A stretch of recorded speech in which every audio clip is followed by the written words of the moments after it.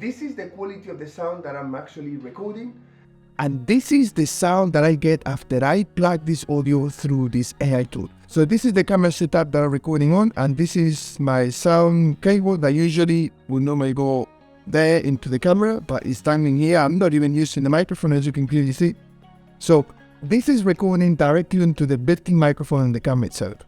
And all you need to do is export a WAV file from your project and go into Adobe Podcast, the AI audio enhancement tool, drop it in there, and then just let the magic happen. It might take a few minutes or up to 10 minutes depending on the length of the project. And all you need to do is just tweak the EQ to suit your voice or your style. And that's it. You got amazing professional quality audio from something that you thought you're going to have to reshoot.